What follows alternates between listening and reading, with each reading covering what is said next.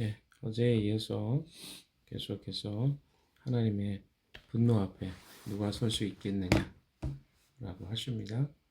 6절 한번 다시 읽어보겠습니다. 시작. 주님께서 진노하실 때 누가 감히 버틸 수 있으며 주님께서 분노를 터뜨리실 때 누가 감히 견딜 수 있으랴. 주님의 진노가 불같이 쏟아지며 바위가 주님 앞에서 산산조각 난다. 네, 주님의 성품에 대해서 계속 이야기하고 있습니다.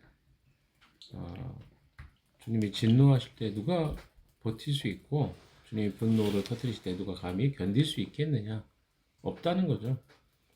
주님의 진노가 불같이 쏟아지면 바위가 주님 앞에 산산조각 난다. 하나님의 그 심판의 강도가 얼마나 클 것인지를 시적인 비유를 통해서 이야기하고 있습니다. 7절도 읽어볼까요? 시작. 주님은 선하심으로 환난을 당할 때 피할 피난처가 되신다. 주님께 피하는 사람은 주님께서 보살펴 주시지만. 자, 보시면 이 두 가지가 나오죠. 심판과 진노가 있을 때 누가 그것을 피할 수 있겠냐? 불가능하다. 다만 주님은 선하시기 때문에 환난을 당할 때 피할 피난처가 되신다. 분노에 대해서 이야기하시면서 또 주님이 선하심에 대한 이야기를 하십니다. 이것이 하나님의 속성입니다. 하나님이 어떤 분이신가? 그래서 분노와 선하심이 반대적 개념으로 사람들이 많이 생각하는데 그렇지 않습니다. 그러니까 사람들은 이런 거죠. 착하면 계속 착해야지. 왜 이렇게 화를 이렇게 내시고 그럼 불안한 거 아니냐?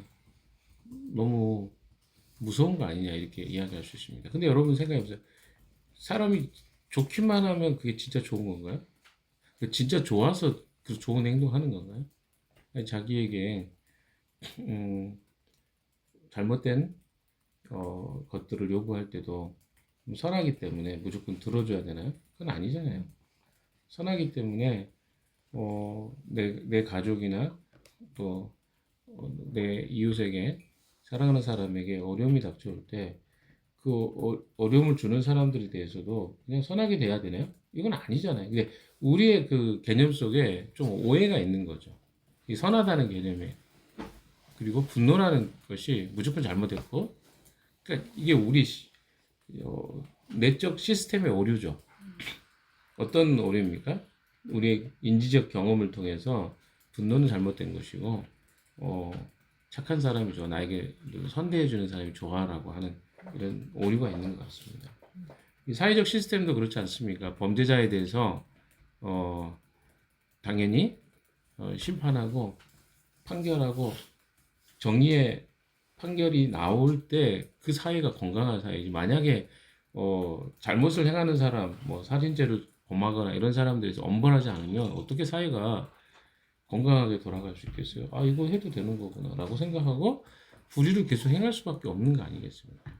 그래서 우리가 생각하는 이 인지적, 오류적 결함들을 다시 바로잡을 필요가 있습니다. 하나님의 심판이 무조건 나쁘다.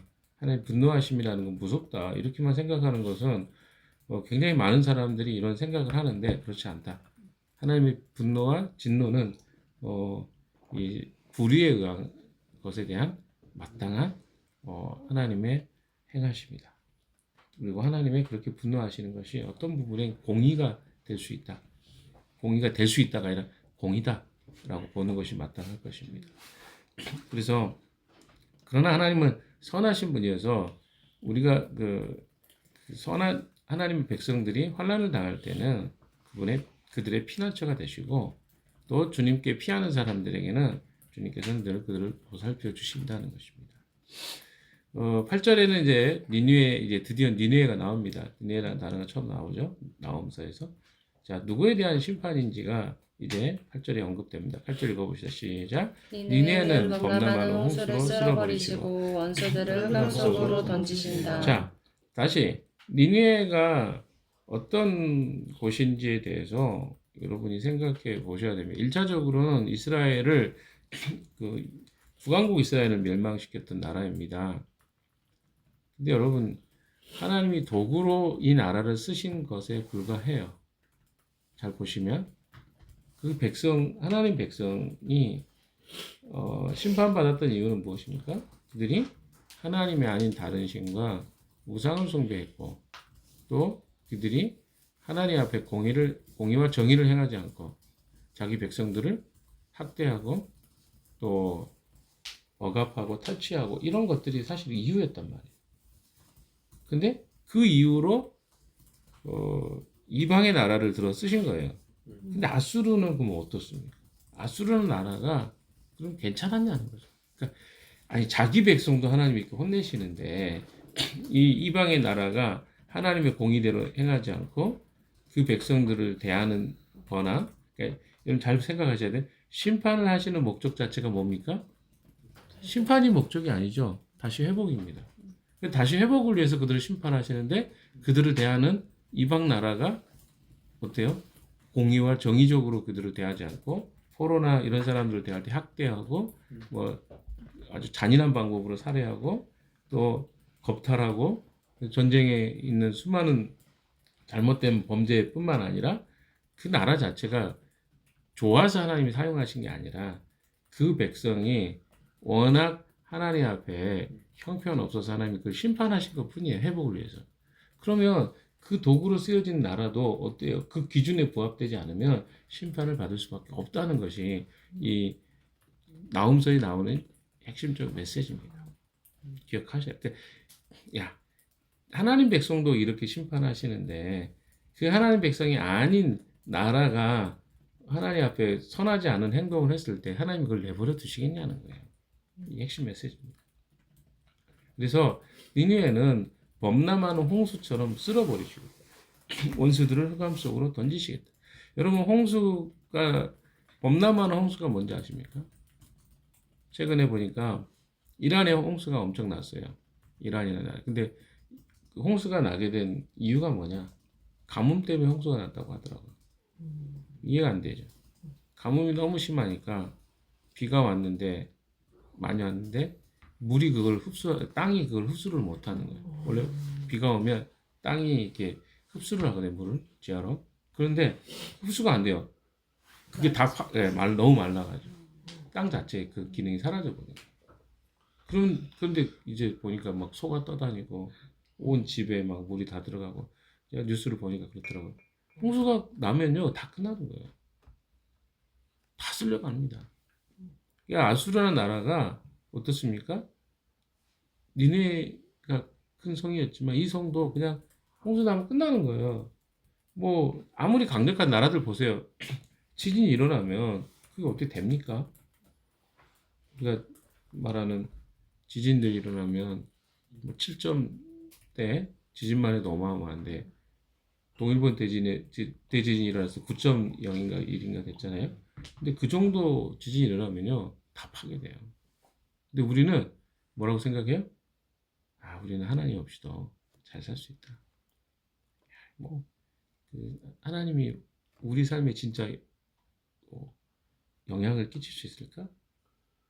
그러니까 강대국이라고 하는 나라들도 그렇고 하나님이 그런 기회와 시간과 또 이것을 주시기 때문에 그들이 그렇게 살아가는 거지. 아니 생각해 보세요. 요즘에 뭐 반도체라든가 이런 공장들에는 지진 한번 일어나면 끝나잖아요. 그러니까 모든 것들이 다 하나님의 손에 달려 있다는 것을 이야기하면서 성경은 일관되게 이야기해요. 근데 우리는 계속 어때요? 그것이 하나님의 손길이 이 세상 안에 상관없이 그냥 하나님은 이 세상에 안 계셔. 그러니까 우리가 안 보이는 거고 보이지 않고 하나님은 저 멀리서 그냥 지켜만 보셔. 뭐 이런 생각도 우리가 할지 모르겠어요. 그러나 그렇지 않습니다. 이런 세상에 일어나는 수많은 기후 현상이라든가 또 재난 현상이나 이런 걸 보면 지금도 하나님은 이 땅에 하나님 간섭하시고 하나님의 손이 운영하고 계시구나 라고 하는 것들을 우리는 볼 수 있습니다. 자, 9절 이하부터 이들에 대한 어떤 심판의 메시지가 선언되는지를 쭉 읽어봅시다. 9절 시작. 그들이 아무리 주님을 거역하여 음모를 꾸며도 주님께서는 그들을 단번에 없애버리실 것이니 두 번까지 수고하지도 않으실 것이다. 자, 여기서 뭡니까? 제가 방금 이야기했던 것 비슷해요. 그들이 아무리 하나님을 대적하는 자들이 아무리 주님을 거역하여 음모를 꾸민다는 겁니까? 여러분 음모 꾸미는 게 얼마나 무서운지 아세요? 그걸 잘 모를 수도 있습니다. 근데 저는 그 몇 차례 이런 비슷한 걸 제가 경험했다기보다 이게 그 사이비 이단들이 제가 캠퍼스에서 사역을 할 때 이런 음모를 꾸미더라고요. 뭐 캠퍼스를 뭐 어떻게 장악해야 되겠다. 그래서 막 그런 뭐 음모를 꾸며 사람들을 포섭하고 하는 걸 이렇게 봤는데 무섭더라고. 그때가 신천지가 이제 한참 번성할 때인데 그때는 이제 교회 쪽보다는 캠퍼스 쪽이 먼저 들어와서 활동할 때예요. 근데 무섭더라고요. 사람들을 거짓 막 뭐라 자기 편 만들어서 이렇게 해서 투표하게 하고 막 이런 거를 하더라고요. 근데 그게 이제 이단들도 그렇게 하는데 이 세상의 정치나 권력을 가진 사람들은 얼마나 많은 음모를 행하겠습니까? 그런데 그들이 음모를 어떤 식으로 합니까? 주님을 거역하는 음모, 반역하는 음모를 꾸며도 주님께서 어떻게 해요? 단번에 없애버려요. 뒤에 보면 이게 시적 표현이니까 그래요. 두 번까지도 수고하지 않으실 것이다. 한 번이면 다 끝나버려요. 그만 강력하게 하나님이 이런 것들을 제거해버릴 힘이 있으시다라는 것이죠. 10절도 한번 볼까요? 시작. 그들은 가시덤불처럼 엉클어지고 술고래처럼 골아떨어져서 마른 건불처럼 다 타버릴 것이다. 이게 뭡니까?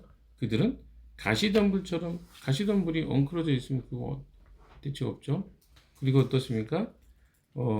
술고루처럼 이게 다 시적 표현이라는 걸 아셔야 돼요. 술고루처럼 골아떨어진다는 게 뭐예요? 그냥 술 취해가지고 자기가 심판 임하는지 지금 술 취한 사람들은 자기가 어때요? 맞고 있는지 자기가 지금 어떤 상황이 오는지 그 분별하지 못하는 것처럼 그렇죠?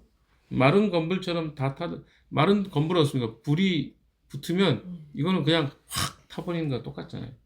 그런 것처럼 되어버릴 것이다. 하나님의 심판 앞에. 누가? 아수르라든가 하나님을 대적하는 자들. 11절 읽읍시다. 시작. 주님을 거역하며 음모를 꾸미는 자, 흉악한 일을 부추기는 자가 바로 너 니느웨에게서 나오지 않았느냐. 그러니까 뭡니까? 다 하나님을 대적하고 하나님을 조롱하고 그런 하나님이 하시는 어떤 방법들을 어떻게 바꿔버리려고 음모를 꾸미는 자 이런 자들이 니느웨에서 있다는 거예요. 많이 있다는 거죠. 근데 여러분 생각해 보세요. 니느웨가 원래 심판을 받게 됐을 때 이게 130년 전에 있었던 이야기라고 그러잖아요.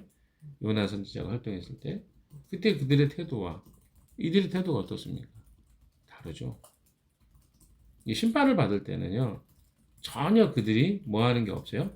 돌이키고 회개하고 하나님에 대한 인지 자체가 없을 때 하나님 심판하십니다. 그게 무서워요.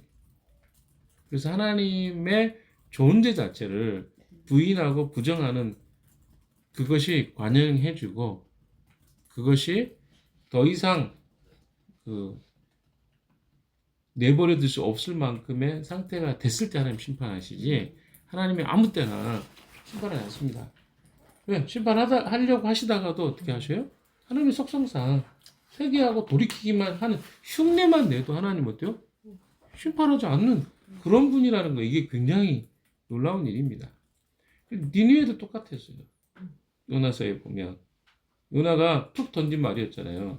300길 걸어야 되는데 하루길만 걸으면서 뭐라고 그랬습니까? 니느웨가 40일이 지나면 심판을 받게 됩니다. 그 말 듣고도 회개했던 그들이 더 이상 어때요? 그런 마음도 없고 하나님에 대해서 대적하고 음모를 꾸민다는 거예요. 그러니까 그들이 심판받는 거죠. 12절 같이 봅시다. 시작. 나 주가 말한다. 그들의 힘이 막강하고 수가 많을지라도 잘려서 없어지고 말 것이다. 비록 내가 너를 괴롭혔으나 다시는 너를 괴롭히지 않겠다. 여기서 이제 조금 헷갈릴 수가 있어요. 12절하고 14절이 너를 두고 너라는 표현이 나오는데 근데 이거 되게 쉽습니다. 왜냐하면 여기에는 이 번역이 그렇게 좋은 게 아니에요. 새번역 이 부분은. 왜냐하면 영어 성경에는 딱 나와요. 유다, 그 다음에 니느웨 이런 표현이 나옵니다. 근데 여기에는 그게 표현이 안 나와 있어요. 그러면 헷갈리잖아요. 한국말로는 똑같은 표현인 것 같잖아요. 근데 느낌이 다르죠. 왜 다른가 한번 봅시다. 나 주가 말한다. 그들의 힘이 막강하고 수가 많을지라도. 그러니까 아수르가 믿고 의지하는 게 뭡니까? 쪽수 이렇게 표현하네. 수 표준을 써야죠. 수가 많은 거. 또 뭡니까? 강력한 그들의 군사력. 근데 어떻게 해요?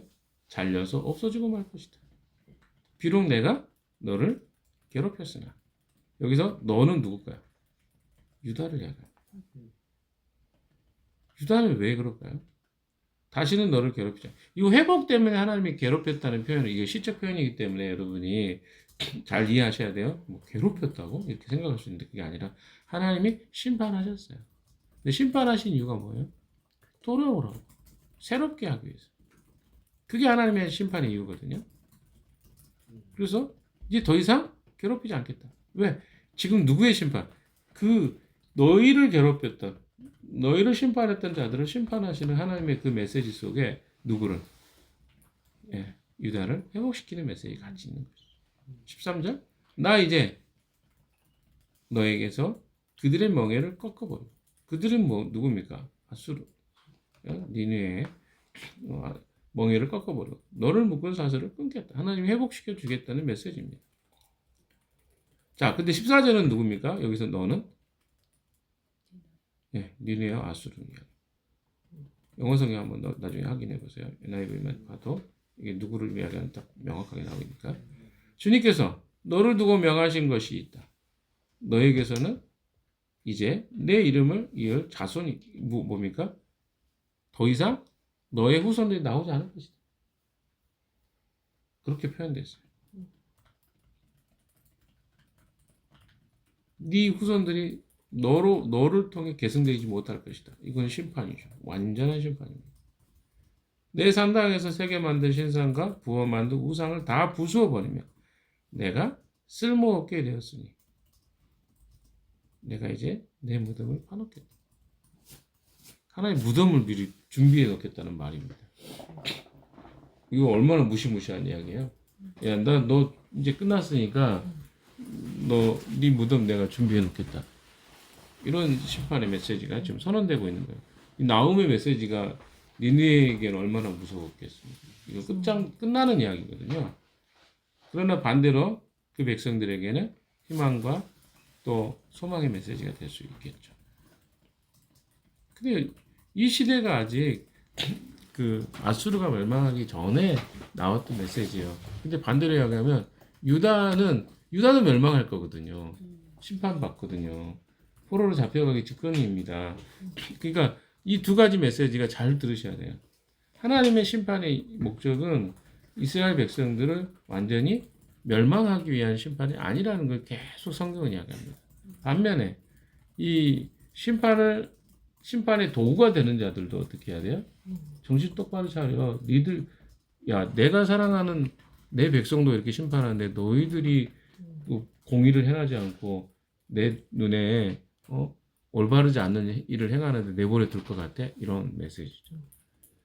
자, 마지막 15절입니다. 시작. 보아라, 좋은 소식을 전하는 사람, 평안을 알리는 사람이 산을 넘어서 달려온다. 유다야, 내 절기를 지키고 내 서원을 갚아라. 악한 자들이 등등이 사라졌으니 다시는 너를 치러오지 못한다. 이게 무엇에 대한 이야기입니까? 아수르와 니느웨가 멸망하게 됐다는 소식을 전하는 사람이죠. 평화를 알리는 사람과 산을 넘어서 달려온다. 유다야, 내 절기를 지키고. 내 절기를 지키라는 건 뭡니까? 그 포로로 가서 절기를 지키지 못하게 되었고 소원을 그러니까 하나님 앞에 소원 예배나 소원할 수 없었죠. 유대인들은 하나님께 약속한 것들을 지키고 하는 것들이 그들의 종교적인 일상이었습니다. 그런데 그런 것들을 할 수 없게 되었다는 거죠. 그런데 하나님이 그들을 회복하게 해주셨다. 악한 자들이 완전히 사라졌으니 다시는 너를 치러오지 못한다. 이런 이야기입니다. 물론 여기에는 이제 차후에 회복될 것에 대한 어떤 메시지가 있죠. 물론 1차적으로는 아수르의 포로로 갔거나 하나님의 사람들 중에 포로로 갔거나 그런 이후로 북왕국 이스라엘에서 하나님의 사람들이 있었을 건데 그 사람들 회복에 대한 이야기가 됩니다. 그러나 또 한편으로 이 유다의 사람들에게는 심판이 기다리고 있어요. 왜요? 왜 그렇죠? 지금 이 예언된 시기를 보세요. 그러니까 모두가 신학자마다 다 다릅니다. 650년에서부터 612년 사이일 거다. 이 예언된 예언서가 기록된 시기가 다 달라요. 그러나 확실한 건 뭡니까? 아수르가 멸망하기 직전이에요. 612년에 아수르가 바벨론에서 멸망하거든요. 그런데 그리고 나서 얼마 있다가 남유다도 멸망합니다. 605년에 첫 번째 침입을 당하죠. 그 다음에 597년에 2차 침입을 당하고 586년에 마지막 남유다가 멸망을 합니다. 그러면 이 메시지는 어떤 의미가 있을까요? 오늘 한번 좀 정리를 해봅시다. 하나님은 심판하셔요. 무엇에 대해서 심판하시냐면 하나님의 백성이 신실하지 않은 것에 대한 하나님 한 분으로 질투한다고 표현도 되셨고 분노하신다고 표현도 됐잖아요. 그 이유가 뭡니까? 하나님 백성이 하나님께 온전한 마음을 갖지 않는 것. 창조 때부터 지금까지 마찬가지입니다. 하나님 우리가 집중하지 않는 것. 하나님은 온전히 우리와 눈 맞추기를 원해요. 근데 우리는 자꾸 관심이 어디 있어요? 저 뒤쪽에 딴 데 가 있는 거예요. 하나님 자꾸 우리를 어때요? 그런 다른 데 눈이 가 있는 것들을 하나님께로 시선 맞추기를 원하십니다. 그것 때문에 심판하시는 거예요. 그런데 옆에 있는 이방 나라들을 사용하셔서 심판하셔요. 근데 얘네들이 더 하나님보다 더 못되게 하나님 목적은 그게 아닌데 그런 못된 행동을 해요. 그렇게 때려요. 에돔도 그렇고 주변에 있는 나라들 앞 봐보십시오. 모압, 암몬, 이야기도 하죠. 시돈 뭐 이런 나라들 또 아람이라는 나라 이런 나라 시리아라든가 이런 나라들이 전부 다 이스라엘의 도구로 그들을 사용하셨는데 그들을 공정한 방법으로 정당한 하나님의 심판만 하는 게 아니라 또 다른 어떤 악한 행위를 했을 때 하나님이 그것에 있어서 묵과하지 않으시겠다. 이게 바로 여러분 전쟁도 다 룰이 있잖아요. 전쟁에 그 우리가 보면 말이 안 되는 것 같지만 전쟁 포로를 잡으면 전쟁할 때는 적을 죽이는 것이 합법이지만 포로가 된 경우는 어떻게 해요? 그런 경우는 함부로 죽이면 안 됩니다. 그 전쟁법에 걸려요. 왜 그렇죠? 그게 전쟁을 하는 방식이에요. 인류가 가지고 있는 인간에 대한 존엄성을 서로 보존해 주는 거예요. 그게 자기 나라일 수도 있고 상대편일 수도 있고. 근데 사람들이 어떻게 해요? 잔혹하게 전쟁 포로가 된 사람들, 항복한 사람들을 죽이는 사람도 있단 말이에요. 이거 범죄거든요. 전쟁법. 그래서 그런 사람들은 전쟁을 이겼든 어떻든 간에 처벌을 받습니다. 이게 방식이에요. 싸우는 방식. 근데 하나님께서 바로 그런 걸 지적하는 거예요. 전쟁이 일어나고 심판을 받는 그래 심판할 수 있어. 그러나 정당하고 이런 방식으로 심판을 하는 건 내가 괜찮아. 그러나 그런 방법이 아닌 더 잔혹하게 사람들을 다루는 건 나는 내 백성을 네가 다루는 건 나 용납할 수 없어. 이 말이거든요. 자 오늘 결론입니다. 하나님은요 우리가 볼 때는 이 심판이라는 것들이 자꾸 무섭고 두렵다고만 보지만 하나님의 심판은 공의로우십니다. 그래서 이스라엘 백성들을 향한 심판도 회복을 위한 심판이라는 건 계속 이야기하고 있어요. 그럼 주변의 나라들이 어떻게 해야 돼요? 이 하나님의 무서움과 두려움, 경외감으로 사실은 이 심판에 함께 참여해야 되는데 그들이 어떻게 해요? 그게 없는 거예요. 그리고 더 잔인하고 혹독한 방법으로 그 백성을 다루실 때 하나님 그것을 내버려 두지 않으신다. 그게 오늘날 우리에게는 그럼 어떤 연관이 있을까요? 여러분 우리가 회사 생활이나 세상 안에 살잖아요. 그러면 하나님을 알지 못하는 자들이 많습니다. 그럼 우리가 생각할 때 하나님 저는 그렇습니다. 저는 나름 하나님 앞에 이렇게 살려고 하는데 제가 잘 못 살 때 우리가 또 그런 것으로 그런 사람들이 쓰임 받기도 해요. 도구가 돼서 나를 다루는 도구가 됩니다. 그러나 그들의 잘못도 그럼 하나님 내버려 두시냐? 그렇지 않습니다. 왜? 그들의 행위도 하나님 기억하시는 거예요. 하나님 백성을 향한 태도도 기억하시고. 그래서 과거에 바울 같은 사람들이 교회를 핍박할 때 예수님이 뭐라고 하셨어요? 바울아, 왜 내가 나를 핍박하느냐 이렇게 말씀. 누구를 핍박하는 거예요? 교회를 핍박한다고 생각하셨어요. 그 예수를 믿는 스데반이나 그 백성들을 핍박하는 걸 예수님 자신을 핍박하는 걸로 이해하시는 거예요. 그러니까 어떻겠어요? 우리가 예수를 믿는데 그 예수 믿는 사람에게 정당한 방법으로 대하지 않는 것에 대해서 하나님 어떻게 생각하시겠냐는 거예요. 당연히 거기에 대한 심판이 있다는 거죠. 이렇게 보시는 거예요. 아니 이런 거죠. 내 딸이 있는데 애정이가 있어요. 그런데 그 딸에 대해서 누가 함부로 대한다고 하면 그 아빠가 어떻게 그걸 참을 수 있겠냐고요. 못 참죠. 왜? 왜 자녀가 함부로 대함을 받는 걸 어떻게 아빠가 그 정당한 것에 대해서는 그건 겪어야 될 거니까 받아들여야 되겠죠. 그러나 정당하지 않은 것에 대해서 그 아버지가 참을 수 없는 것처럼 하나님도 똑같습니다. 하나님의 심판의 이유가 있는 거예요. 근데 그 이유와 벗어난 것을 누군가 행한다? 어떻게 하나님 아버지로서 그걸 내버려 둘 수 있겠냐? 굉장한 이야기죠. 니느웨가 바로 그런 의미에서 심판을 지금 받고 있다라고 볼 수 있겠습니다.